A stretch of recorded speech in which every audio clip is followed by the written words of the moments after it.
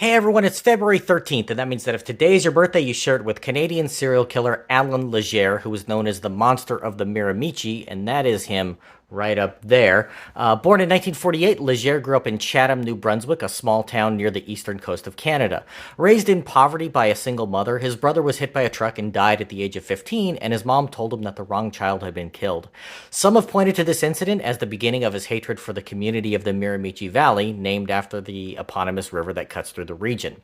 As a young man, he worked as a mechanic and car salesman and engaged in petty crimes such as theft. But in 1986, Legere and a 19-year-old accomplice beat a 66-year-old shopkeeper to death, also sexually assaulting and beating his wife, leaving her to die. Luckily, she survived, and Legere was convicted and sentenced to life in prison for murder the next year. During a visit to a hospital in 1989 for an ear infection, he managed to escape after a trip to the bathroom in leg shackles and a body chain, emerging from the room with a homemade knife he used to pick the locks. 3 weeks later, he began a rampage that led to one of the largest manhunts in Canadian history.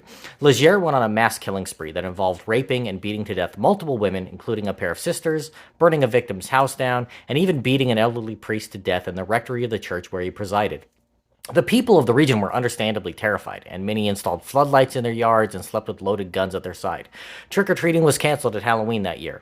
After 6 months on the run, the Royal Canadian Mounted Police recaptured Legere when he attempted to abduct a woman when she stopped on the side of the road to help him with his car. She managed to get away and went to the police, who were able to track him down. Legere was eventually convicted of kidnapping, assault, arson, and 4 additional murders. It was one of the first cases in which DNA evidence was used to tie a perpetrator to their acts. The DNA also revealed that he had an accomplice for some of them, but had been unable to find what happened to that man.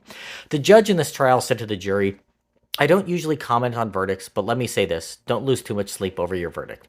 He is one of only 90 prisoners held in Canada's maximum security special handling unit. Initially eligible for parole in 2012, he has been repeatedly denied his release, including as recently as last year. He claims that his accomplice actually killed the victims during his time on the run, and said that he doesn't understand why they can't forgive me, why they can't forget.